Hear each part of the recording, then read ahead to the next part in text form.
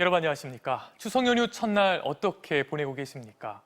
오늘만큼은 좀 즐거운 소식을 전해드리면 좋을 텐데 또다시 새 확진자가 2,000명을 넘어섰다는 무거운 소식으로 시작하게 됐습니다.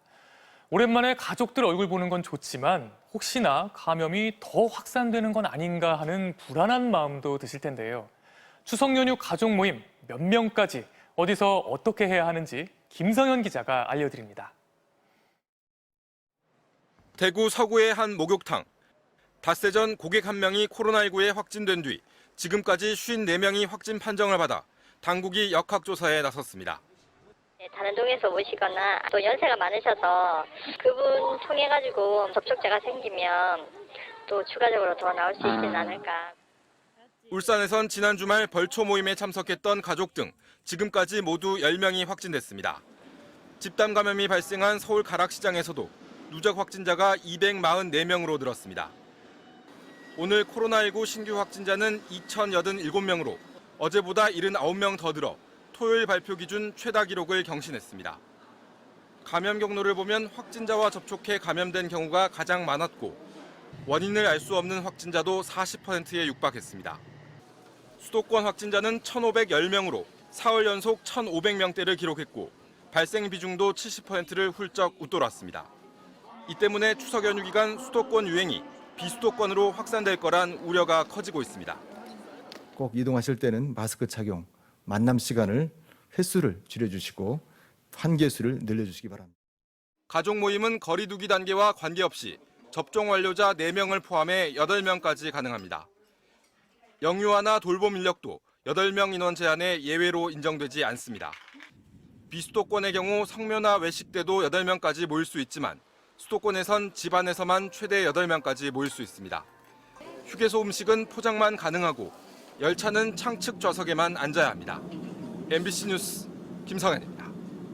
미국 정부가 다음 주부터 일반인을 대상으로 한 부스터샷 접종에 나설 예정이었는데요. 제동이 걸렸습니다. 미국 식품의약국인 FDA가 65세 이상 고령자와 감염 취약층에만 부스터샷이 필요하다고 결정했기 때문입니다. 우리 정부도 4분기부터 취약계층을 대상으로 부스터샷 접종을 고려 중인 걸로 알려져 있죠. 워싱턴에서 김수진 특파원이 전합니다. 아침부터 저녁까지 이어진 토론 끝에 FDA 자문위원회는 화이자 백신 부스터샷의 제한적 승인을 권고했습니다. 65세 이상 고령자와 의료 종사자 등 감염 가능성이 높은 취약층에만 부스터샷이 필요하고 일반인들은 2차 접종만으로도 효과가 충분하다고 설명했습니다. The U.S. data has shown that protection against serious illness remains high through Delta and for all age groups, which is a little different from what the Israelis are finding. 이스라엘의 연구 결과에 대해서는 동료 과학자들의 검토도 거치지 않았다며 신뢰성에 의문을 제기했습니다. 바이든 행정부의 부스터샷 정책에 FDA가 제동을 건 셈인데 예견된 일이라는 말이 나왔습니다. 과학자들이 결론을 내리기도 전에 대통령이 공개적으로 부스터샷을 약속하면서 논란을 자초했다는 겁니다. 8 months after you got your second shot, you'll get a booster shot. 최근엔 FDA의 고위 관료가 사임 의사까지 밝히며 부스터샷을 반대하기에 이르렀습니다. 전임 트럼프 때 정치가 과학을 앞선다는 말이 있었는데 바이든도 별 차이가 없다는 불만도 나오고 있습니다. 바이든의 또 다른 정책인 백신 의무화도 도전에 직면했습니다. 백신을 개인의 선택에 맡기지 않고 강제하는 건 잘못이라며 24개 주에서 소송을 예고했습니다. 백악관 인근 공원에는 미국에서 코로나로 숨진 사람 숫자만큼 65만 개의 깃발로 이루어진 설치 미술 작품이 전시됐지만 미국의 백신 접종률은 지난 6월 50%를 넘긴 이후 여전히 제자리 걸음입니다.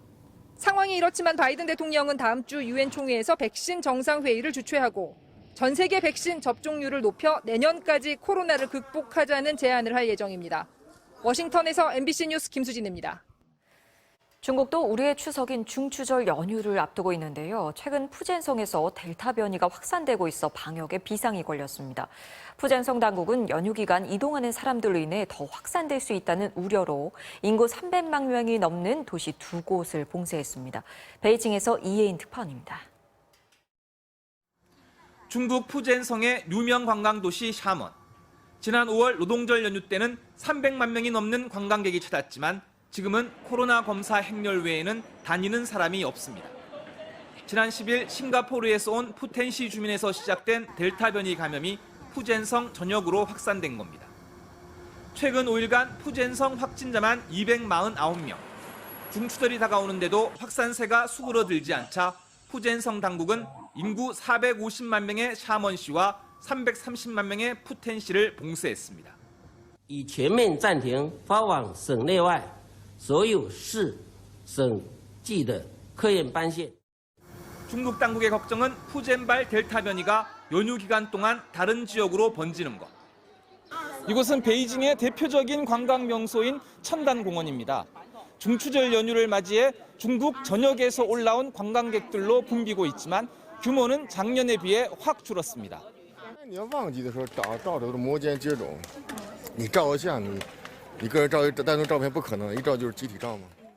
국경절과 겹친 지난해 중추절 연휴 때는 관광지 1,500여 곳을 무료 개방하고 상당수 지방정부가 관광 할인 상품권을 배포해 유명 관광지마다 관광객이 몰렸습니다. 이런 흐름은 지난 5월 노동절 연휴까지 이어졌습니다. 하지만 지난 7월 난징에 이어 푸젠에서 델타 변이가 확산되면서 대규모 이동에 대한 불안에 이번 중추절 연휴에는 방역에 좀 더 무게를 두는 분위기입니다.